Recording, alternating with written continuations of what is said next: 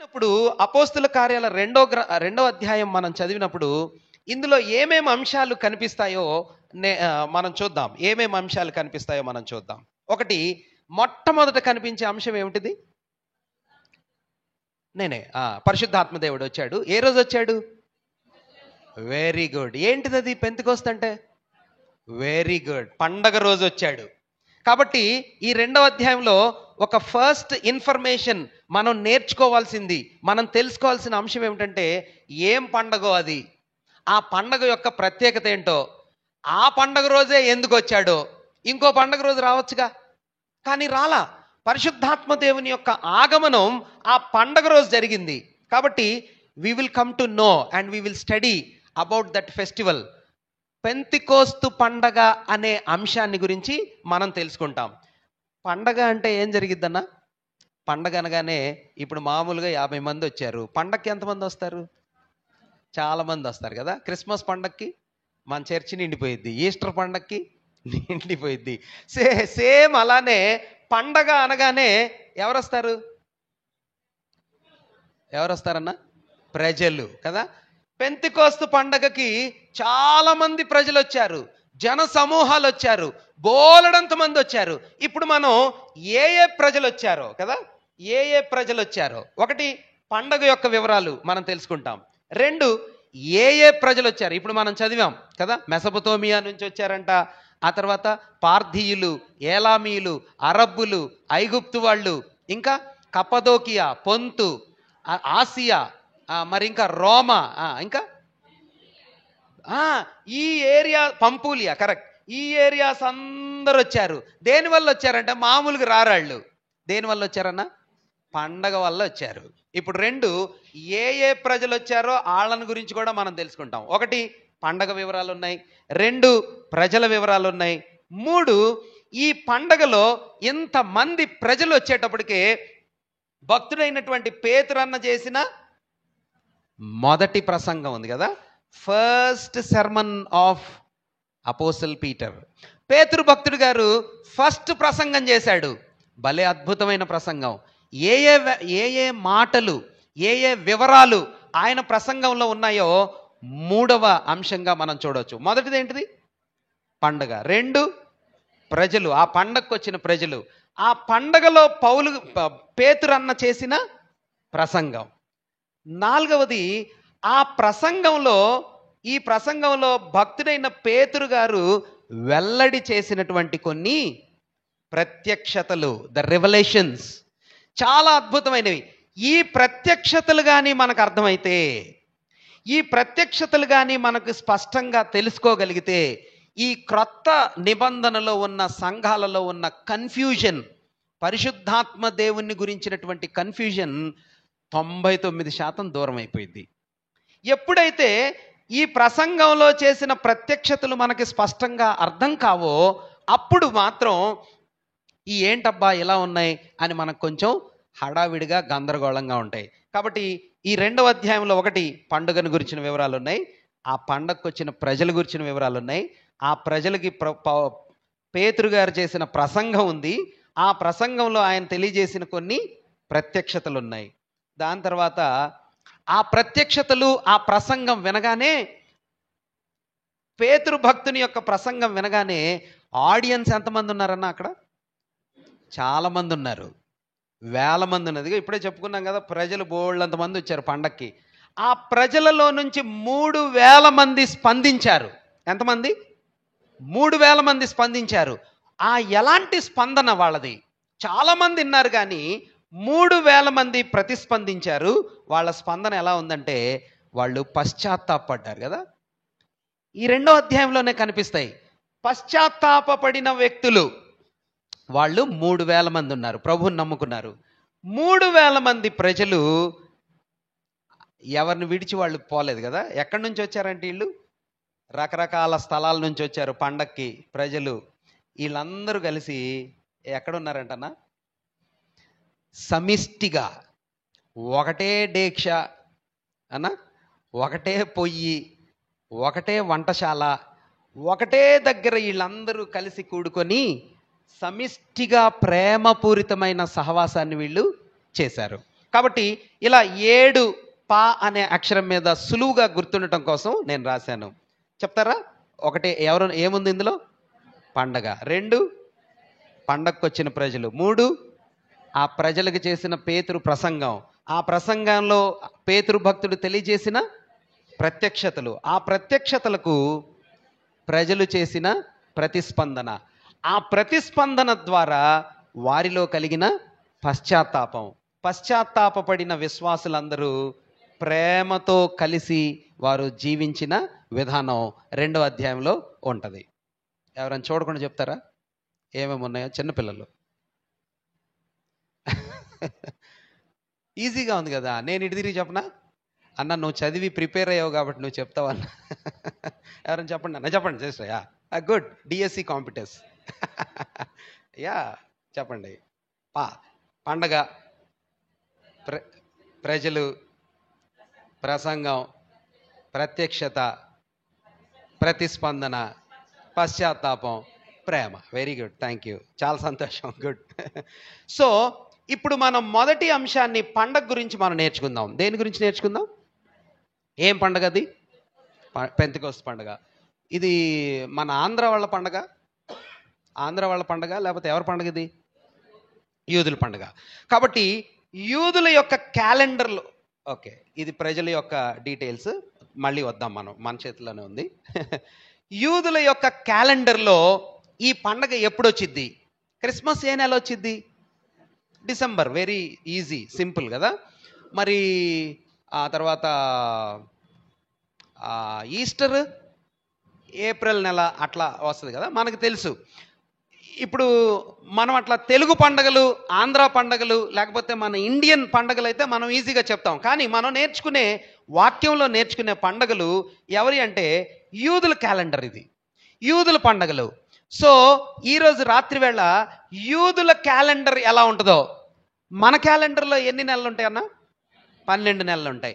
యూదుల క్యాలెండర్లో కూడా 12 నెలలే ఉంటాయి. మన క్యాలెండర్లో జనవరి, ఫిబ్రవరి, మార్చి, ఏప్రిల్ ఉంటాయి ఇంగ్లీష్ క్యాలెండర్లో. తెలుగు క్యాలెండర్ అంటే మన ఉగాది అనుసరించే క్యాలెండర్ కొంచెం డిఫరెంట్గా ఉంటుంది. కానీ మనకి ఫెమిలియర్ క్యాలెండర్ ఎక్కువగా మనం ఆఫీసుల్లో, స్కూల్స్లో వాడేది ఈ జనవరి, ఫిబ్రవరి ఇంగ్లీష్ క్యాలెండర్ కాబట్టి మనం దానిలో నుంచి ప్యారలల్గా నేర్చుకుందాం. యూదుల క్యాలెండర్లో 12 నెలలు ఉంటాయి, కానీ ఆ నెలల పేర్లు వేరుగా ఉంటాయి. ఎలా ఉంటాయి బాబు? వేరుగా ఉంటాయి. కాబట్టి మరి యూదుల క్యాలెండర్లో ఉండే పేర్లు, మన పేర్లు ప్యారలల్గా ఎట్లా ఉంటాయి ఇది తెలుసుకోవాలా ఫస్ట్. అంటే పెంతెకోస్తు పండగ ఏ రోజు చేస్తారు? ఏ నెలలో వచ్చింది పెంతెకోస్తు పండగ? మనది ఏప్రిల్, వాళ్ళకి 1వ నెల, 2వ నెల, 3వ నెల. ఇక్కడ చూసి చెప్పేశాడు కిషోర్ అన్న, అవి నెలలో వచ్చేసిద్దని చెప్పాడు. కనబడలేదా? ఓకే ఓకే, గెస్ట్ చేసి చెప్పాడు. అయితే సరే, అది మనం తెలుసుకుంటే ఓహో ఈ పండగ రోజు, ఈ నెలలో, ఈ సందర్భంలో వీళ్ళు ఇక్కడికి వచ్చారు, ఈ పండగ రోజున ఎట్లా జరిగింది అనే సత్యాలు మన హృదయంలోకి అవగాహన కావాలి. దాని కొరకు మనం యూదుల క్యాలెండర్ని కొంచెం బ్రీఫ్గా తెలుసుకుందాం. ఎవరి క్యాలెండరు? యూదుల క్యాలెండర్. యూదుల క్యాలెండర్లో ఇందాక మనం చెప్పినట్టుగా, లేకపోతే మనం చెప్పుకున్నట్టుగా 12 నెలలు ఉంటాయి. మన నెలల్లో, మన క్యాలెండర్లో ఎన్ని ఉంటాయి? 12. వాళ్ళకి ఎన్ని ఉంటాయి? వాళ్ళకు కూడా 12.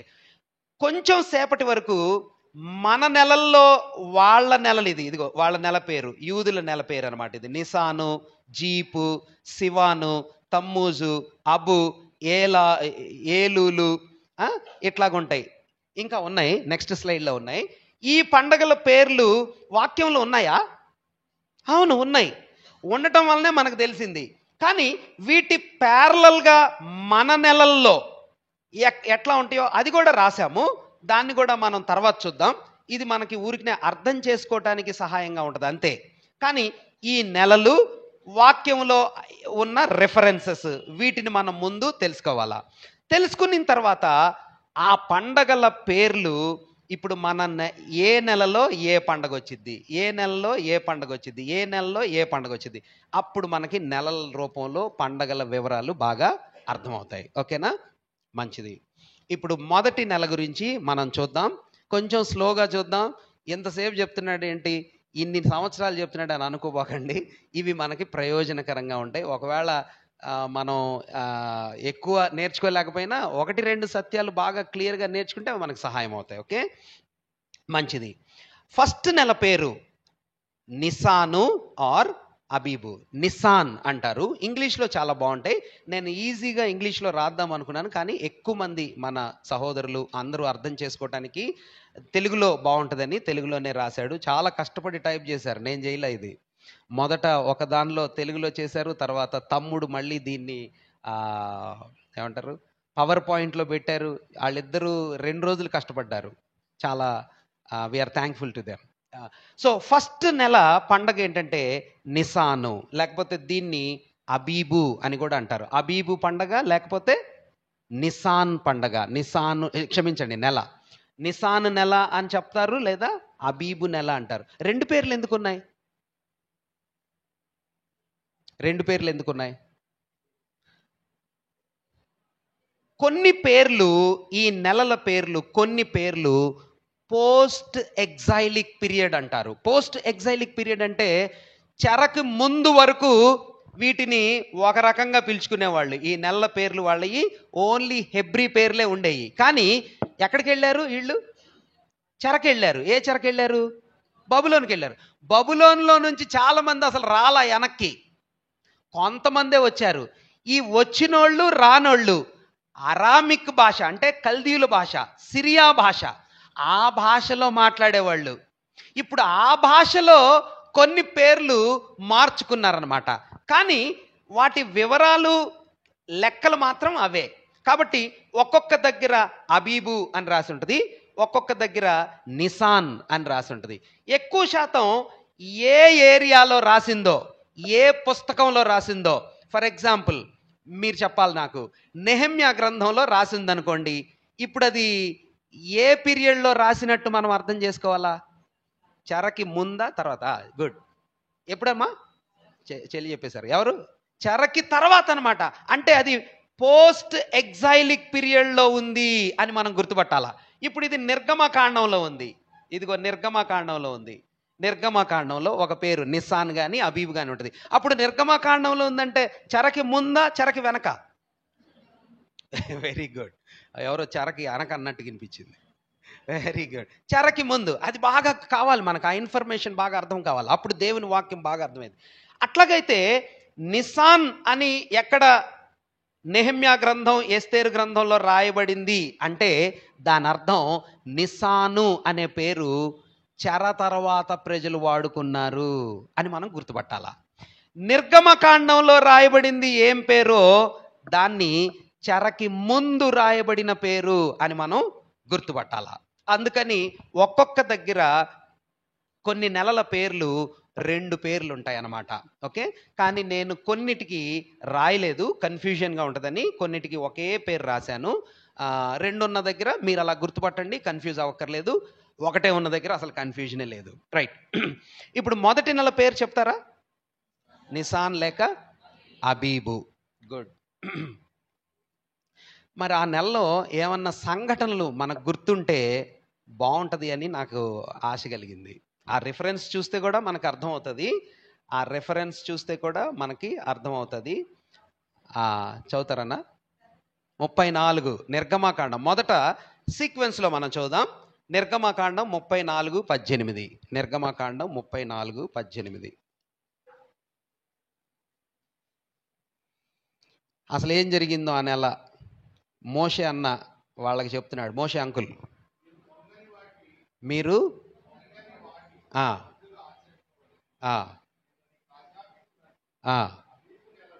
అబీబు నెలలో నియామక కాలమందు 7 దినాలు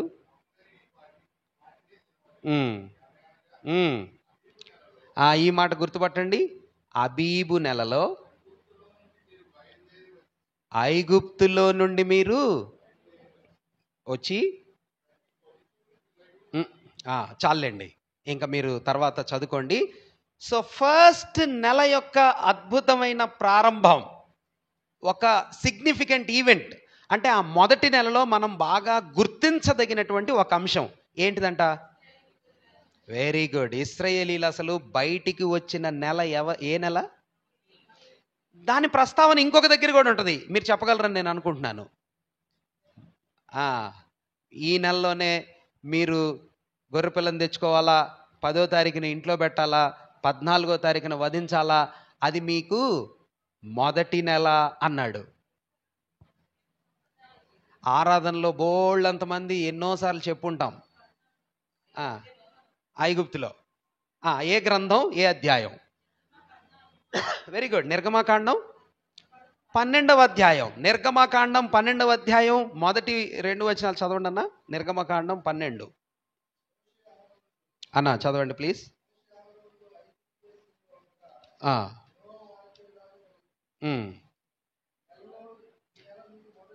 నెలలో ఈ నెల మీకు మొదటిది. ఇంకా మీరు కిందకి చదువుకుంటూ పోతే మూడు చదువుతారన్నా. ఇశ్రాయేలీల సర్వ సమాజంలో దశమి అంటే 10వ తారీఖు నాడు.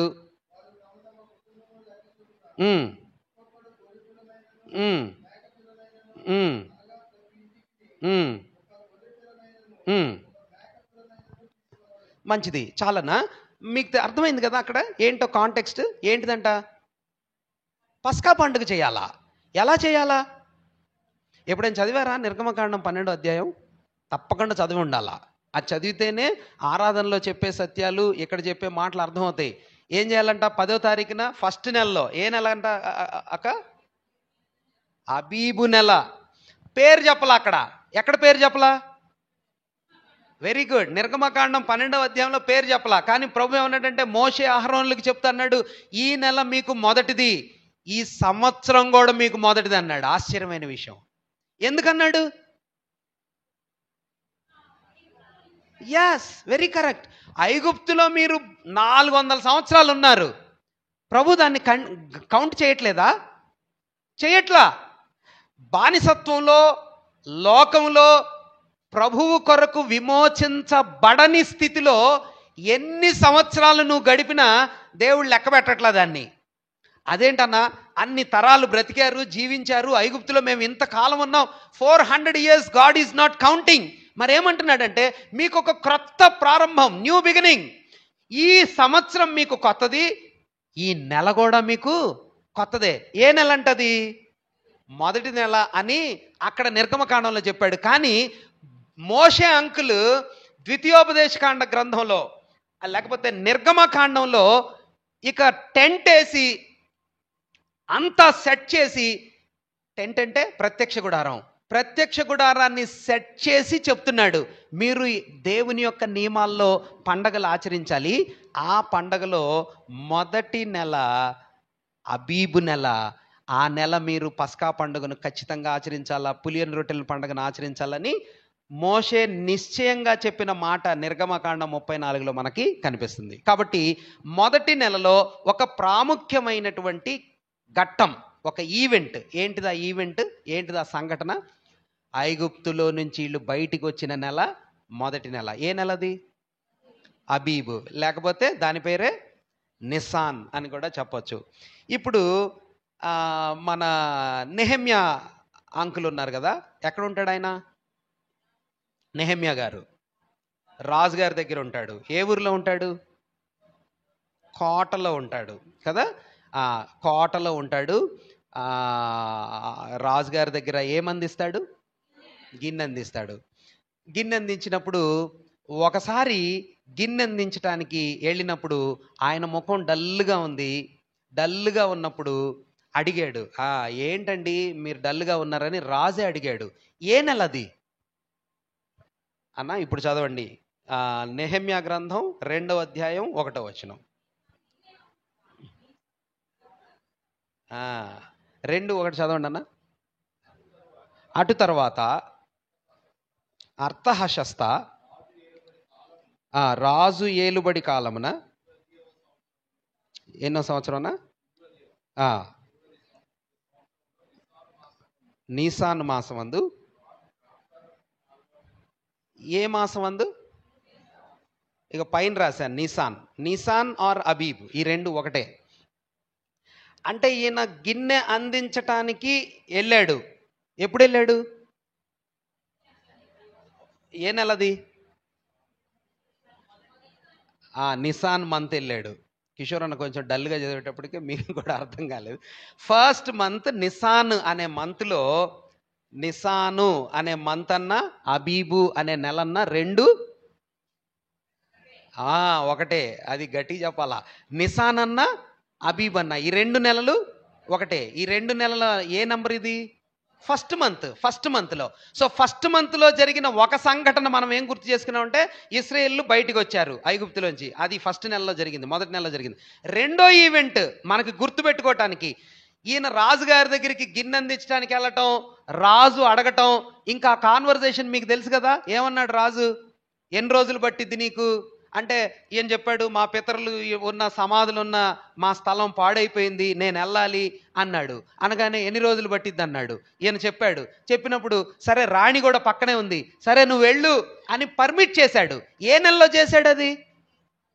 ఇప్పుడు నేను చెప్పిన సంఘటన అంతా మొదటి నెలలోనే చేశాడు. కానీ మొదటి నెలలో ఇలా రాజుగారి దగ్గర గిన్నె అందిస్తా, ఆయనతో మాట్లాడతా, రాజుగారి దగ్గర పర్మిషన్ తీసుకొని వెనక్కి వెళ్ళాడు. వెనక్కంటే ఎక్కడికి?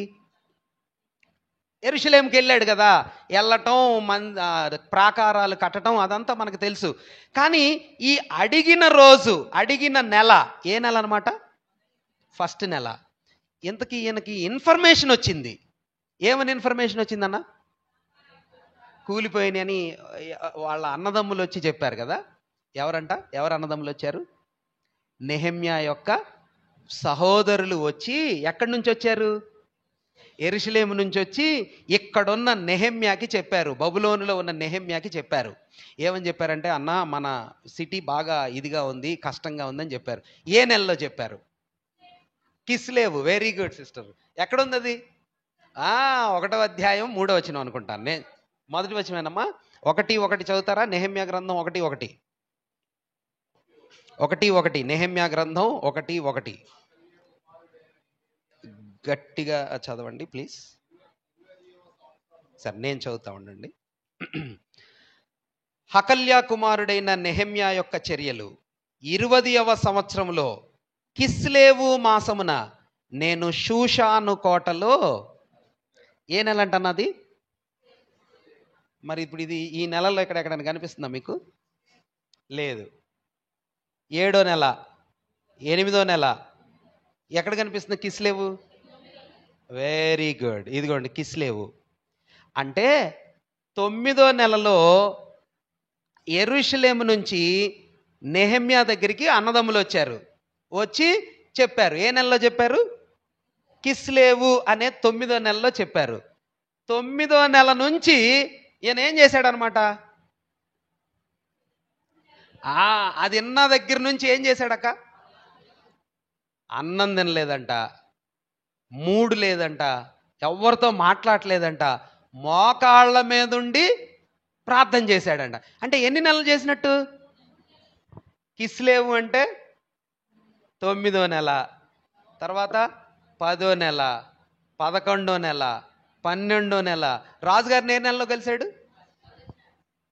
ఏ నెలలో కలిశాడక్క? ఇదిగోండి మొదటి నెలలో కలిశాడు. అంటే దగ్గర దగ్గర 3 నుంచి 4 నెలలు ఈయన ఏం చేయలేదంట. ఉందా ఎప్పుడైనా మనకు అనుభవం? 4 months ప్రేయర్ చేసి, ఎంత ఆశ్చర్యంగా ఉంది కదా. నేను ఈ ధ్యానం చేస్తున్నప్పుడు నాకు చాలా ఆశ్చర్యం. నేను అనుకున్నాను మేబీ నెహెమ్యా ఒక 2 రోజులు ప్రార్థన చేశాడేమో, లేకపోతే ఒక 5 రోజులు చేశాడేమో. దుఃఖముఖంతో, కన్నీళ్లతో ఉపవాసం ఉండి, నేనేమీ తినలేదు అని ఉపవాసం అంటే 4 నెలలు ఉపవాసం ఉండేటప్పటికే బక్కగా అయిపోయాడు అనమాట నెహెమ్యా. రాజు దగ్గరికి గిన్నె అందించడానికి వెళ్ళేటప్పటికే సన్నగా, వీక్గా అయిపోయేటప్పటికే రాజు అడిగి, ఏమైంది నీకు? రోగం ఏమన్నా వచ్చిందా? వ్యాధి ఏమన్నా వచ్చిందా? జ్వరం వచ్చిందా? ఏమన్నా ప్రాబ్లం అయిందా అని అడిగాడు. అంటే కిస్లేవు అనే, ఇక చూడండి, కిస్లేవు అనేటటువంటి 9వ నెలలో ఇన్ఫర్మేషన్ వచ్చింది.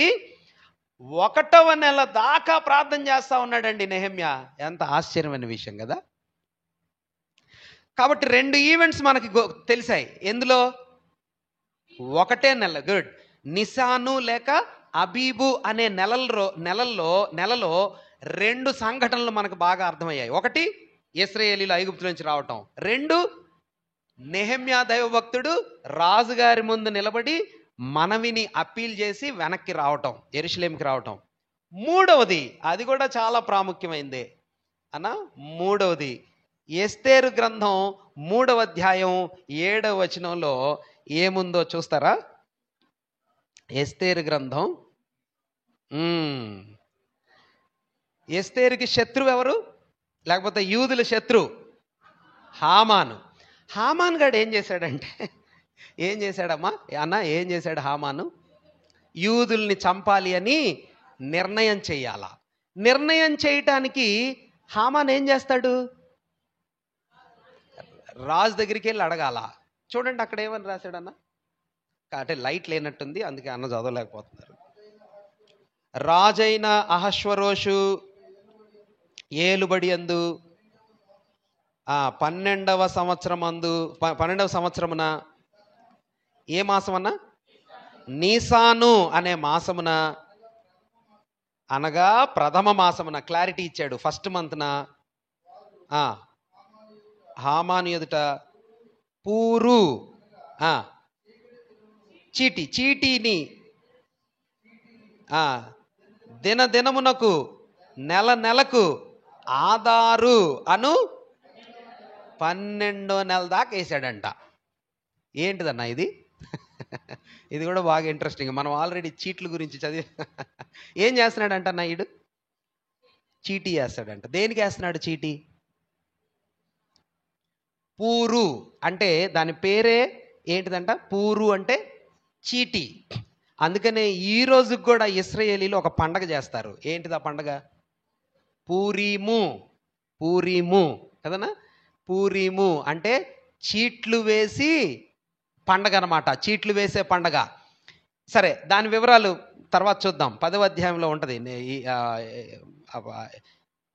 ఎస్తేరు దాన్ని ఎస్టాబ్లిష్ చేసిద్ది అనమాట. ఎస్తేరు మొర్దెకై ఇద్దరు కలిసి ఎస్టాబ్లిష్ చేస్తారు. ప్రతివాడు ఈ పండగ చెయ్యాల్సిందే అని చెప్తారు. చూడండి, అది చూపించి నేను ముందుకు వెళ్తాం.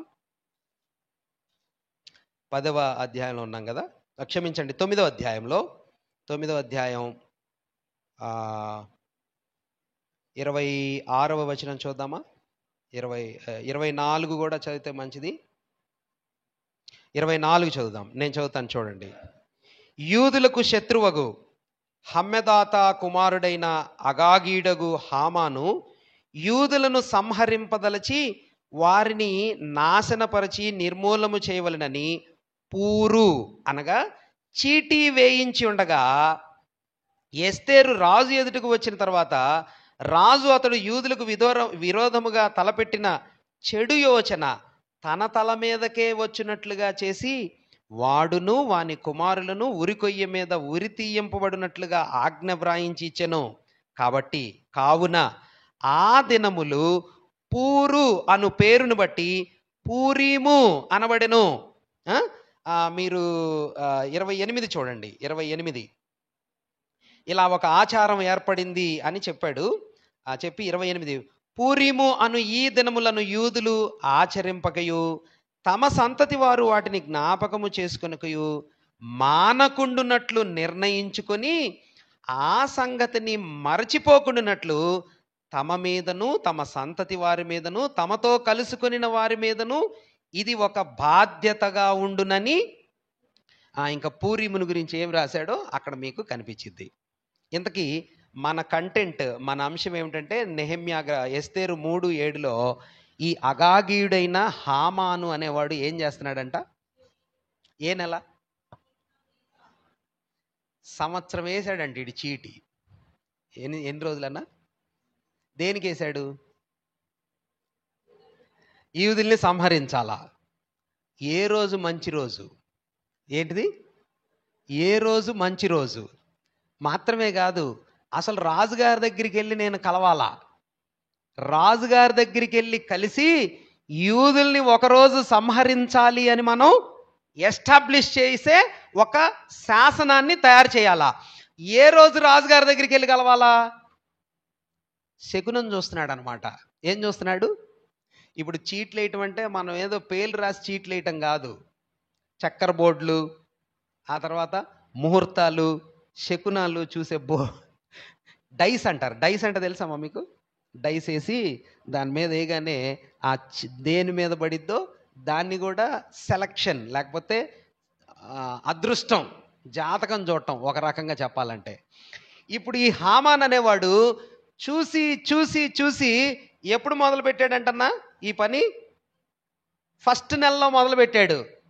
చూసి ఈడు ఒకరోజు డిసైడ్ చేశాడు. ఏం చేశాడంటే 13వ రోజున చీటీ వేసి యూదులు మొత్తాన్ని చంపాలి. ఎప్పట్లోపు? గుడ్. ఏ రోజు? ఏ నెల?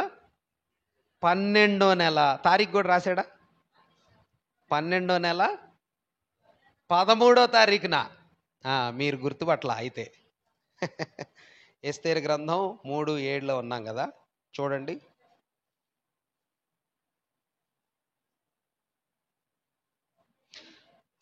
మూడవ అధ్యాయంలో ఉన్నాం కదా, 3:12 నేను చదువుతున్నాను. ఎస్తేరు గ్రంథం 3వ అధ్యాయం 12వ వచనం. మొదటి నెల 13వ దినమందు రాజు యొక్క వ్రాతగాండ్రు పిలువబడిరి. హామాను ఆజ్ఞాపించిన ప్రకారము అంతయు ఆ సంస్థానముల మీద ఉంచబడిన రాజు యొక్క అధిపతులకును అధికారులకును 13వ వచనం నేను చదువుతున్నాను. 13వ వచనం. అహశ్వరోషు పేరట ఆ వ్రాతగాండ్ర చేత తాకీదులు వ్రాయింపబడి రాజు ఉంగరము చేత ముద్రింపబడిను. ఆదారు అను 12వ నెల 13వ దినమందు యవ్వనులనేమి, వృద్ధులనేమి, శిశువులనేమి, స్త్రీలనేమి, యూదులనందరినీ ఒక్క దినమందే బొత్తిగా నిర్మూలము చేసి వారి సొమ్ము కొల్లపుచ్చుకొమ్మని తాకీదులు అంచెవారి చేత రాజ్య సంస్థానములన్నిటికీ పంపబడెను. అంటే ఏం జరిగిందంట? చదివితే మీకు అర్థం కాదు, చెప్తా ఉంటేనే బాగా వింటారు. ఇదిగోండి, ఈ నెల 1వ నెల 13వ తారీఖున డిసైడ్ చేశాడు. ఎవరు? హామాను. ఏమని డిసైడ్ చేశాడు? యూదులందరూ చంపబడాలా. ఏ రోజు చంపబడాలా? ఏ రోజు? ఇదిగోండి, ఆదారు అనే నెలలో 13వ రోజున చంపబడాలా. అంటే ఏమన్నా అర్థమైందా మీకు? ఇదిగోండి, 1వ నెల 13వ తారీఖున డిసైడ్ చేశాడు. జీవో వచ్చింది. ఏం జీవో? రాజు ముద్రేసి ఒక జీవో సంతకం చేశాడు. ఏం సంతకం?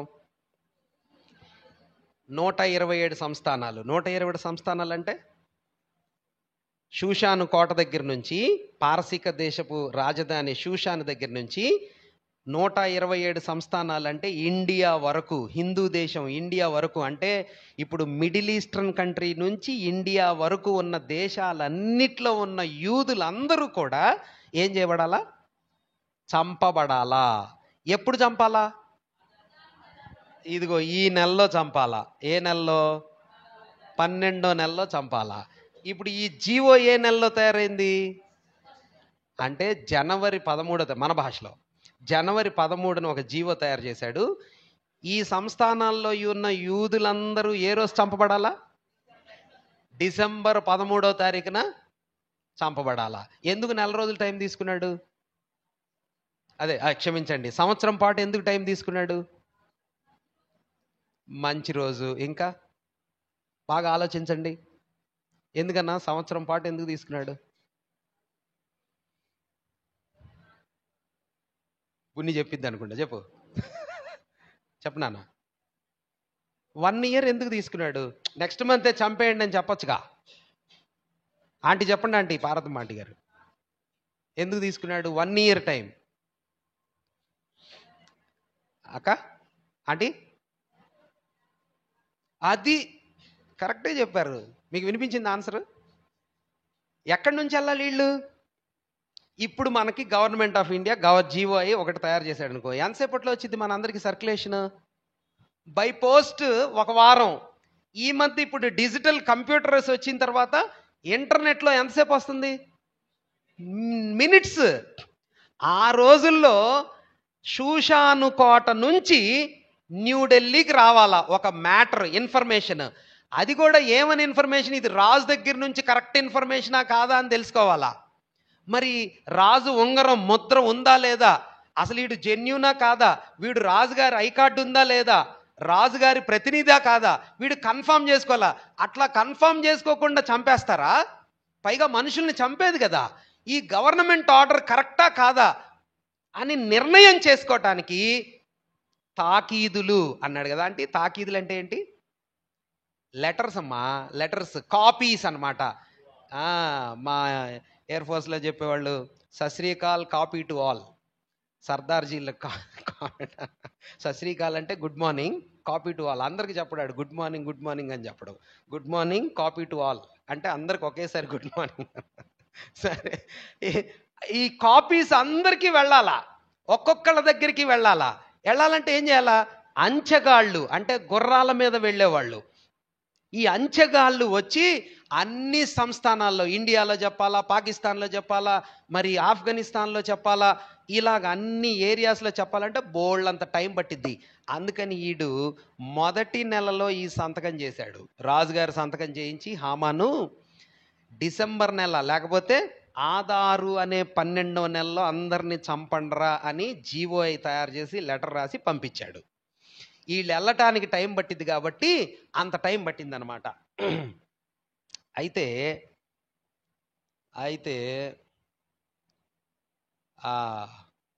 8-9 కూడా చదువుతారన్నా. 8-9 ఎస్తేరు గ్రంథం 8వ అధ్యాయం 9వ వచనం చదవండి ఫాస్ట్గా. 8వ అధ్యాయం 9వ వచనం. 8వ అధ్యాయం ఎస్తేరు గ్రంథం 9వ వచనం నేను చదువుతున్నాను చూడండి. సీవాను అను 3వ నెలలో 23వ దినమందు రాజు యొక్క అంచెగాండ్రు పిలువబడిరి. వ్రాతగాండ్రు, క్షమించండి, ఐఎమ్ వెరీ సారీ. 3వ దినమందు రాజు యొక్క వ్రాతగాండ్రు పిలువబడిరి. మొర్దెకై ఆజ్ఞాపించిన ప్రకారం అంతయు యూదులకును హిందూ దేశము మొదలుకొని కూషు దేశము వరకు వ్యాపించి ఉన్న 127 సంస్థానములలోనున్న అధిపతులకును అధికారులకును ఆయా సంస్థానములకు దాని దాని వ్రాతను బట్టియు దాని దాని భాషను బట్టియు తాకీదులు రాయబడిను. మీరు కిందకి చూడండి. రాజైన అహష్వరోషు పేరట తాకీదులు మొర్దెకై వ్రాయించి రాజు ఉంగరముతో ముద్రించి గుర్రముల మీద, అనగా ఎవరి గుర్రాలంట? రాజనగరు పనికి పెంచబడిన బీజాశ్వముల మీద అంచెగాండ్రనెక్కించి ఆ తాకీదులను వారి చేత పంపెను. ఎందుకు పంపించాడు? 14వ వచనం చూడండి. 8-14 ఆఖరి మాట. రాజు నగరు పనికి పెంచబడిన బీజాశ్వముల మీద నెక్కిన అంచెగాండ్రు రాజు మాట వలన ప్రేరేపింపబడి ఎలా వెళ్ళాలంట? అతి వేగముగా బయలుదేరి ఆ తాకీదు షూషాను కోటలో. ఇప్పుడు మీకు అర్థమైందా ఏ నెల అంటన్నది? ఏ నెల? ఇదిగోండి, సివాన్. ఈడే నెలలో రాయించాడు హామాను. హామాన్ ఏ నెలలో రాయించాడన్నా? 1వ నెలలో రాయించాడు. ఇప్పుడు 1వ నెలలో ఈడు రాయించిన హామాను చేయించిన జీవోఐ ఎవరికి తెలిసింది? మొర్దెకైకి తెలిసింది. మొర్దెకై నుంచి ఇంకెవరికి తెలిసింది? ఎస్తేరుకు తెలిసింది. ఎస్తేరు ఈ 3 నెలల్లో అంటే ఫస్ట్ మంత్, సెకండ్ మంత్, ఈ 2 నెలల్లో ప్రార్థన చేసి రాజుగారిని అప్రోచ్ చేసింది. హామానుగాడు పట్టుబడ్డాడు. ఎన్ని నెలల్లో? 2 నెలల్లోనే. మొర్దెకై హెచ్చించబడ్డాడు. ఇప్పుడు మొర్దెకై హెచ్చించబడి 3వ నెలలో మొర్దెకై రాజ ఉంగరాన్ని ధరించి ఇప్పుడు ఈయనొక జీవోఐ రాస్తున్నాడు. ఏమని రాస్తున్నాడు తెలుసా? 2 నెలల క్రితం ఫస్ట్ నెల. అమ్మ మీకు ఈ లెటర్ కరస్పాండెన్స్ తమ్ముడోళ్ళు చేస్తూ ఉండొచ్చు ఆఫీస్లో. లెటర్ కరస్పాండెన్స్ సిస్టర్ ఏం చేస్తారు? ఏదైనా లెటర్ రాసేటప్పుడు please refer letter number so and so dated so and so. మనం ఏదైనా రాసినాం అనుకోండి, అంతకుముందు మేము పంపించినటువంటి ఈ రిఫరెన్స్ లెటర్ పలానా లెటర్ నెంబర్, ఆ డేట్ను మేము రాసిన లెటర్ మీరు రిఫర్ చేయండి, అందులో ఈ మాట చెప్పాం. కానీ ఇప్పుడు ఈ లెటర్లో ఆ మాట కాదు, వేరే మాట చెప్తున్నామని సందేశాన్ని మనం లెటర్ కరస్పాండెన్సెస్ చేస్తాం. ఇప్పుడు మొర్దెకై ఏం చేస్తున్నాడంటన్నా 3వ నెలలో సివాన్లో ఆ లెటర్లు మేము 1వ తారీఖున రాజుగారి దగ్గర నుంచి మీ దగ్గరికి వచ్చాయి, అన్ని భాషల వాళ్ళ దగ్గరికి వచ్చాయి. అన్ని భాషలు ఎందుకు? ఆఫ్ఘనిస్తాన్లో వేరే భాష, పంజాబ్లో వేరే భాష, ఇండియాలో వేరే భాష, అన్ని భాషలు అన్ని ప్రాంతాల వాళ్ళకి లెటర్లు పంపించాడు కదా. ఇప్పుడు మొర్దెకై 3వ నెలలో రాస్తున్నాడు. అంటే ఇంత దూరాలు అక్కడి నుంచి మరి రావాలి అంటే చాలా టైం పట్టిద్ది కదా. అందుకని మొర్దెకై ఏం చేశాడు తెలుసా? ఫాస్ట్గా వెళ్ళే గుర్రాల్ని ఎంచుకున్నాడు. ఎవరి గుర్రాలు అయ్యి ఫాస్ట్గా వెళ్ళే గుర్రాలు? రాజనగరి కోసం ప్రత్యేకంగా ట్రైనప్ చేసిన గుర్రాలు ఉంటాయి అన్నమాట. మామూలు గుర్రాలు సింపుల్గా ఉంటాయి, రాజుగారి గుర్రాలు పవర్ఫుల్గా ఉంటాయి. ఇప్పుడు అంచెగాళ్ళు అంటే ఇన్ఫర్మేషన్ తీసుకెళ్లే సందేశకులు ఏ గుర్రాలు వాడుతున్నారు? రాజుగారి పని కోసం వాడే గుర్రాలని తీసుకొని ఆల్రెడీ 2 నెలలు అయిపోయింది ఇన్ఫర్మేషన్ వెళ్ళిపోయి. ఈ పత్రికలు వాళ్ళు ఎక్కడ రిసీవ్ చేసుకొని మళ్ళీ వీళ్ళు అంత సమయం వెళ్ళలేకపోతారేమో, లేట్ అయిపోతారేమో అని మొర్దెకై ఫాస్ట్గా పంపించాడు. 3వ నెలలో పంపించాడు. సివాన్ ఆ నెల పేరు కదా.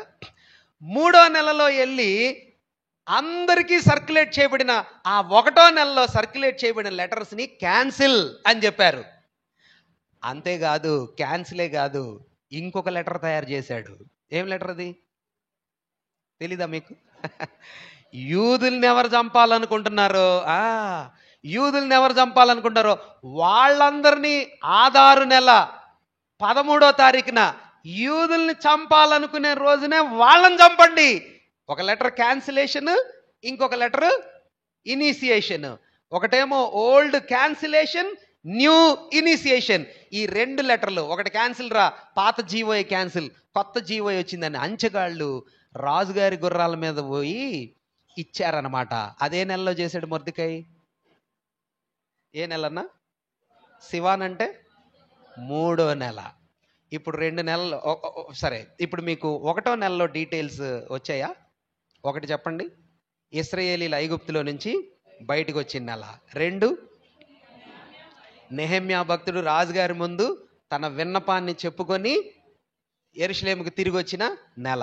3 హామాను చీట్లు వేసి ఒక రాజుగారి దగ్గర నుంచి గవర్నమెంట్ ఇండియా అని వస్తుంది, గవర్నమెంట్ లెటర్ తయారు చేసి యూదులందరినీ చంపండి అని సంవత్సరం పాటు టైం తీసుకున్న నెల.